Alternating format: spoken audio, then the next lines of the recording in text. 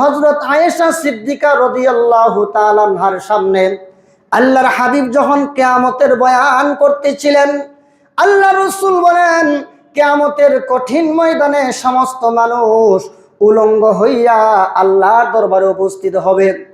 এই বয়ান যখন করতেছিলেন, আম্মাজান হযরত আয়েশা রাদিয়াল্লাহু তাআলা আনহা বলেন, ইয়া রাসূলুল্লাহ, ইয়া হাবিবাল্লাহ, আল্লাহর নবী গো, কিয়ামতের কঠিন ময়দানে যদি সমস্ত মানুষ উলঙ্গ হইয়া কাল কিয়ামতের ময়দানে উপস্থিত হয়, তাহলে তো আমাদের ইজ্জত আর সম্মান বলতে কিছুই থাকবে না।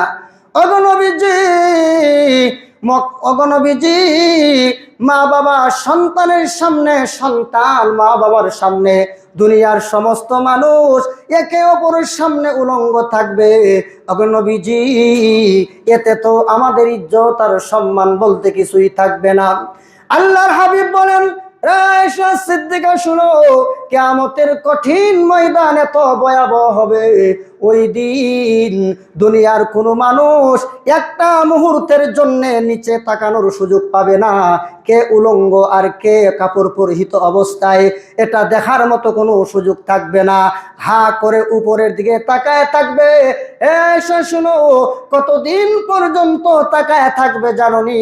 আল্লাহ রব্বুল আলামিন পবিত্র কুরআনুল কারীমের সূরাতুল মাআরিজের এক আয়াতে বলেন, তারুজুল মালাইকাতু ওয়ার রূহু ইলাইহি ফি ইয়াউমিন কানা মিকদারুহু 50 আলফা সানা।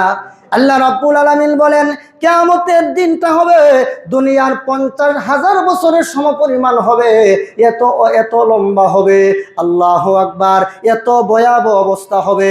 আল্লাহ, এত ভয়াবহ অবস্থা হবে যখন কিয়ামতের দিন জাহান্নাম কিয়ামতের ময়দানকে চতুর্দিক থেকে বেষ্টন করে ফেলবে।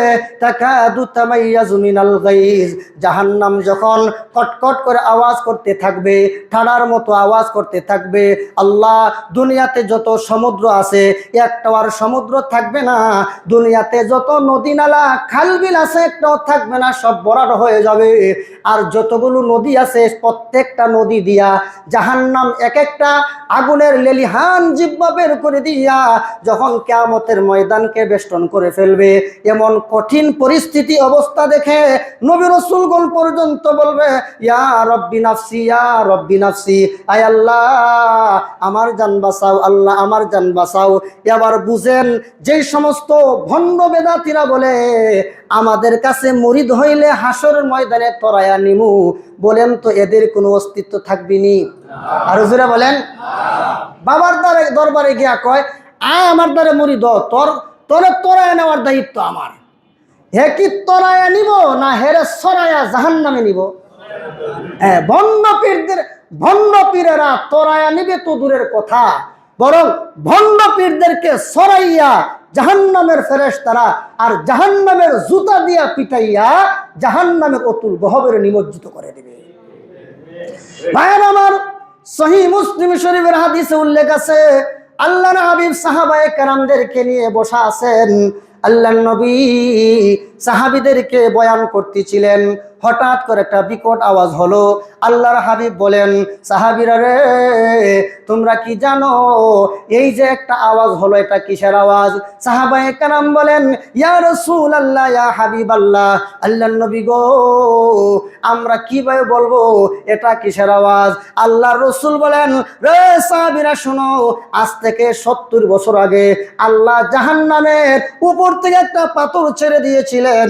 ওই পাথরটা আজকে মাত্র জাহান্নামের তলদেশে পৌঁছেছে। একটা বস্তু যখন উপর থেকে নিচে পড়ে যায় তখন তার মধ্যে একটা আওয়াজ হয়, এটা হলো ওই আওয়াজ। তাহলে বুঝুন জাহান্নামের গভীরতা কতটুকু। হে ভণ্ড পীররা, ভণ্ড পীরের মুরিদানরা, ভালো রকম মনে রাখবা, তোমাদের পীর তোমাদেরকে তরাইয়া নিবে না, বরং তোমাদের পীরের ভণ্ডামির কারণে এবং তোমাদের পীর অসংখ্য গণিত মুরিদকে মুশরিক বানানোর কারণে তোমাদের পীর এবং তোমাদেরকে চড়াইয়া জাহান্নামে পৌঁছায়া দিবে।